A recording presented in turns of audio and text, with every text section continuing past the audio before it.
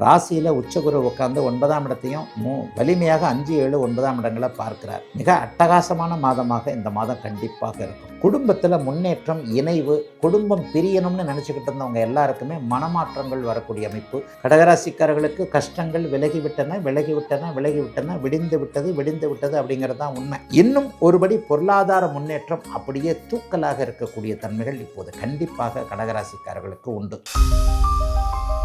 Retro ஆன்மீகம் நேயர்கள் அனைவருக்கும் இனிய நல்வாழ்த்துக்கள். எல்லோரும் நன்றாக இருப்பீர்கள். இப்பொழுது இதோ ஆவணி மாதம் பிறக்கப் போகிறது. ஆவணி பிறந்த ஆடி போய் ஆவணி வந்தாலே எல்லாம் நல்லதாக நடக்குன்றது ஒரு மிகப்பெரிய எளிய மக்கள் கிராமப்புறங்களில் டக்குன்னு சொல்லக்கூடிய ஒரு நல்ல வார்த்தை. அதுவும் ஆவணி மாதம் மங்களகரமான மாதம் வேறு. ஒரு நிச்சயார்த்தம் வைக்கிறதுக்கு, ஒரு திருமணம் வைக்கிறதுக்கு, இந்த வருடத்தின் ஏன்னா இந்த மங்களகரமான மாதம்னு எதை சொல்கிறோம், ஏன் சொல்கிறோம் அப்படின்னு சொன்னால், ஒளி தரக்கூடிய சூரியன் ஆவணி மாதத்தில் ஆட்சி என்கின்ற ஒரு நல்ல நிலையை அடைகின்ற காரணத்தினால், பூமி ஒரு நல்ல விதமான ஒளி அமைப்பை பெறுகின்ற காரணத்தினால், இந்த ஆவணி மாதம் மங்களகரமான அத்தனை நிகழ்வுகளுக்கும் பெரிய அளவில் கை கொடுக்கக்கூடிய மாதமாக இப்போது அமைஞ்சிருக்குதுங்க. பெரிய இது வரைக்குமே தாமதமான திருமண அமைப்புகள் கண்டிப்பாக ஆவணி மாதத்தில் தான் நடக்கும். ஏதாவது ஒரு நிச்சயார்த்தம் வைப்போம், திருமணமே வைப்போம், இந்த மாதிரியான அமைப்புகள் உண்டுங்க. ஆவணி மாதம் முழுவதும் பார்த்திங்கன்னா சூரியன் ஆட்சியாக இருப்பார். இந்த மாதாந்திர கிரகங்களை நான் ரெட்ரோ ஆன்மீகம் சேனலில் நிறைய தடவை சொல்லியிருக்கிறேன். மாதாந்திர பலன்கள் என்பது அந்த வருடாந்திர கோள்கள் அல்லாமல் செவ்வாய், சூரியன், சுக்கிரன், புதன் ஆகிய 4 கிரகங்களுடைய இயக்கங்களை வைத்து சொல்லப்படுகின்ற ஒன்று. சூரியன் இந்த மாதம் முழுவதும் சிம்மத்தில் ஆட்சியாக இருப்பது என்பது மிகப்பெரிய ஒரு கொடுப்பினையான அமைப்பு. சூரியனை யோகர்களாக கொண்டவர்கள் இந்த மாதம் முழுவதுமே ஒரு செழிப்பான ஒரு பொருளாதார முன்னேற்றம். போன மாதம்தான் கஷ்டப்பட்டேங்க, ஆடி மாதம் எனக்கு நல்லாவே இல்லை, அதை விட ஆனி மாதம் சுத்தமாக என்னை போட்டு உலுக்கி எடுத்துருச்சு, இந்த ஆவணியாவது நல்ல காலம் பிறக்காதா என்று இருப்பவர்களுக்கு உண்மையிலேயே ஒரு நல்ல காலம் பிறக்குதுங்க அப்படின்றத ஒரு தெம்பாக சொல்லக்கூடிய அமைப்புகள் கண்டிப்பாக உண்டு. இப்போது 12 ராசிகளுக்கும் இந்த ஆவணி மாதம் எப்படி இருக்குன்றதை பார்த்துடலாங்க. கடகம். கடகராசிக்காரர்களுக்கு மாதம் முழுவதும் தனாதிபதி சூரியன் 2ஆம் இடத்திலேயே வலிமையாக இருக்கிறார். ராசியில் உச்சகுரு உட்கார்ந்து 9ஆம் இடத்தையும் வலிமையாக 5, 7, 9ஆம் இடங்களை பார்க்கிறார். மிக அட்டகாசமான மாதமாக இந்த மாதம் கண்டிப்பாக இருக்கும். எதை பற்றியும் கவலைப்பட வேண்டாம். வாக்கு பலிதம் ஏற்படும். குடும்பத்தில் முன்னேற்றம், இணைவு, குடும்பம் பிரியணும்னு நினச்சிக்கிட்டு இருந்தவங்க எல்லாருக்குமே மனமாற்றங்கள் வரக்கூடிய அமைப்பு. சட்டப்பூர்வமான போராட்டங்களில் வெற்றிகள் கிடைக்கக்கூடிய அமைப்பு இப்போது அப்படியே கடகராசிக்காரர்கள் எல்லோருக்குமே இருக்குது. ப்ரொமோஷன் கிடைக்கவே இல்லை, கிடைக்கும். இந்த மாதமே கிடைக்கலன்னா கூட ஃபைல் மூவ் ஆகுதுன்னு சொல்லுவோம் இல்லையா, ஒரு மேலதிகாரியோடைய மனமாற்றம், இந்த ப்ரொமோஷன் கிடைப்பதற்கான ஒரு மூவ்மெண்ட்டு இந்த மாதம் கண்டிப்பாக உண்டு. அரசு வேலைக்கு எழுதி சலிச்சு போனேன், ஏறி இறங்கி அரை மார்க்கு 1/4 மார்க்கில் போய் என்ன பண்ணுறதுன்னே தெரியலங்கன்னு நினைக்கக்கூடியவர்கள் எல்லாருக்குமே அரசு வேலை கிடைப்பதற்கான சில ஆயத்தங்கள், அதற்கான இன்டர்வியூ சக்ஸஸ் ஆகிறது போன்ற அருமையான நல்ல பலன்கள் கிடைக்கக்கூடிய மாதமாக இந்த மாதம் சர்வ நிச்சயமாக இருக்குதுங்க. பெரிய அளவில் முன்னேற்றங்கள் இப்போது இந்த மாதம் முழுவதுமே உண்டு. கடகராசிக்காரர்களுக்கு கஷ்டங்கள் விலகிவிட்டன, விடிந்து விட்டது அப்படிங்கிறது தான் உண்மை.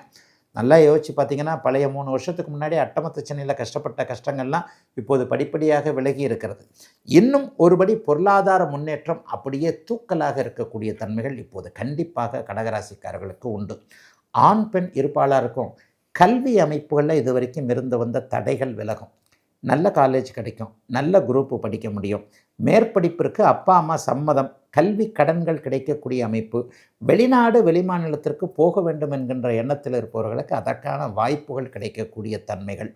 இதுவரைக்குமே ஒரே இடத்துல சுவிட்ச் ஓவர் பண்ண போகிறேங்க, ஒரே இடத்துல இருந்தால் என்னுடைய அருமை இவங்களுக்கு தெரியலை, ஆனால் இதை விட அதிக சம்பளம் வேணும் இல்லையா, அந்த மாதிரி சுவிட்ச் ஓவர் பண்ண போகிறவங்களுக்கு இந்த மாதம் ஆவணி மாதம் நல்ல கை கொடுக்கக்கூடிய தன்மைகள் கண்டிப்பாக உண்டுங்க.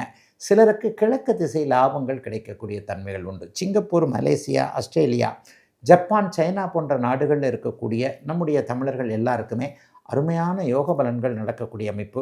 குடும்பத்தில் இதுவரைக்கும் புருஷன் பொண்டாட்டிக்கிட்ட கொஞ்சம் சண்டை சச்சரவு இருந்தவங்க எல்லாருக்குமே மனமாற்றங்கள் ஏற்படக்கூடிய தன்மைகள். கடன் சார்ந்த விஷயத்தில் பெயரை கெடுத்துக்கிட்டவங்க எல்லாருக்குமே அந்த கடனை அடைக்கக்கூடிய அளவிற்கு, பெயரை திரும்ப பெறக்கூடிய அளவிற்கு, பெயரை திரும்ப காசை ஒழுங்காக கொடுக்கணும், காசை ஒழுங்காக கொடுக்கக்கூடிய அளவிற்கு வருமானங்கள் வரக்கூடிய நல்ல சூழல்கள் இப்போது உண்டு. சிலருக்கு ஆன்மீக எண்ணங்கள், ஆன்மீக தரிசனங்கள் கொஞ்சம் அதிகமாக இருக்கும். 9ஆம் இடத்தை சனி இருந்து குரு பார்க்கிறார் இல்லையா? தெய்வ திருவுருவங்கள் கனவுலையோ நனவுலையோ நேரிலையோ தரிசனம் பண்ணக்கூடிய ஒரு அமைப்புன கடகராசிக்காரர்களுக்கு உன்னத மாற்றங்கள் நிறைந்த நல்ல மாதமாக அமைஞ்சிருக்குங்க ஆவணி மாதம். இந்த மாதம் ஏதாவது முக்கியமான பயிற்சிகள் இருக்கிறதா? இந்த ஆவணி மாதம் முழுவதும் செவ்வாய் ஒரே வீட்டிலேயே மிதுன வீட்டிலேயே இருக்கிறார். அவர் எந்த நேரத்திலையும் பயிற்சி ஆக மாட்டார். ஆனால் சிறு கோள்கள் 20-25 நாட்களுக்கு ஒரு முறை மாறக்கூடிய புதனும் சுக்கிரனும் பெயர்ந்தே ஆவார்கள். புதன் இந்த தடவை 3 இடங்களுக்கு வருவார். முதல்ல கொஞ்ச நாள் கடகத்தில் இருப்பார், அதற்கப்புறம் சிம்மத்தில் சூரியன் கூடவே இருப்பார்.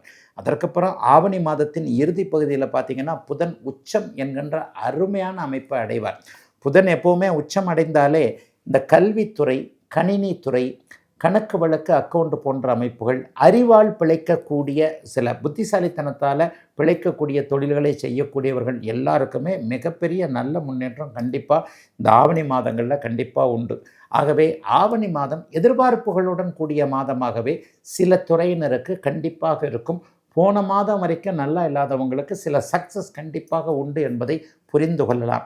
சுக்கிரன் மட்டும் கொஞ்சம் நீச்சத்தை அடைகிறாருங்க. ஒரு 10-20 நாட்களுக்கு ஆவணி மாதத்தில் சுக்கிரன் நீச்சத்தை அடைகிறார். ஆவணி மாதம் 15ஆம் தேதிக்கு பிறகுதான் சுக்கிரன் ஆட்சி என்கின்ற அமைப்புள்ள வருகிறார். ஆக பெண்கள் சார்ந்த விஷயங்களில் முதல் 15 நாட்களுக்கு ஏதாவது கொஞ்சம் தடைகள் அமைந்து, பெண்கள் சார்ந்த விஷயம்னு கூட மட்டும் சொல்ல மாட்டேன், ட்ராவல்ஸ் நடத்துகிறவங்க, உணவு தொழில் நடத்துகிறவங்க, டெக்ஸ்டைல்ஸ் நடத்துகிறவங்க, பெண்கள் அதிகம் வேலை செய்யக்கூடிய நிறுவனங்களை நடத்தக்கூடியவர்கள் எல்லாருக்குமே முதல் 15 நாட்களுக்கு சுக்கிரனுடைய நீச்சத்தின் காரணமாக கொஞ்சம் ஒரு மாதிரி தடைகள் இருப்பது போல தோன்றினாலும் கூட ஆவணி மாதம் 15ஆம் தேதி பிற்பகுதிக்கு பிறகு சுக்கிரன் அப்படியே ஆட்சி என்கின்ற அருமையான அமைப்புக்கு வந்துடுறாரு. அதனால் முதல் 15 நாட்களுக்கு நல்லா இல்லைனா கூட பிற்பகுதி 15 நாட்களுக்குள்ள சமாளிக்கக்கூடிய அளவிற்கு பொருள் வரவு வரக்கூடிய தன்மைகள் அல்லது லாபங்கள் நல்ல நிறைவாக தொழிலாளர் பெருமக்கள், தொழில் முனைவோர், வியாபார பெருமக்கள் எல்லாருக்குமே லாபங்கள் வரக்கூடிய அமைப்புகள் கண்டிப்பாக உண்டுங்க. எதைக்கும் கவலைப்பட தேவையில்லாத ஒரு நல்ல மாதமாகவே அமைஞ்சிருக்கு.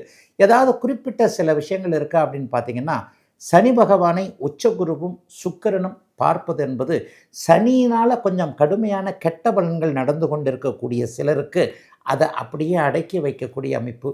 குரு பகவான் உச்சமாக இருக்கிறார். ராகு கேதுக்கள் நிலைத்த அமைப்பிலே இருக்கிறாங்க. டிசம்பர் மாதம்தான் அவங்க மாறுறாங்க. சனிக்கு இந்த மாதத்தின் பெரும்பகுதி நாட்கள் குரு சுக்கிர தொடர்புகள் இருப்பதால் சனினால் கஷ்டப்பட்டுக்கிட்டு இருக்கிறவங்க, எனக்கு ஜென்மச்சனி நடக்குது, எனக்கு 7.5 சனி நடக்குது, எனக்கு அர்த்தாஷ்டம சனி நடக்குது, எனக்கு கண்டகச்சனி நடக்குது, எனக்கு அஷ்டமச்சனி நடக்குது, இந்த மாதிரியாக சனியினால் கொஞ்சம் ஒரு மாதிரியான அவஸ்தைகளை அடைந்து கொண்டிருப்பவர்களுக்கு கூட சனி தரக்கூடிய தொல்லைகளை கட்டுப்படுத்தி வைக்கக்கூடிய நிலைமைகள் ஆவணி மாதத்தில் இருக்குதுங்க. அதனால் பெரும்பகுதி நன்மைகள் நடக்கக்கூடிய அமைப்பு தான் ஆவணி மாதத்தில் இருக்குது.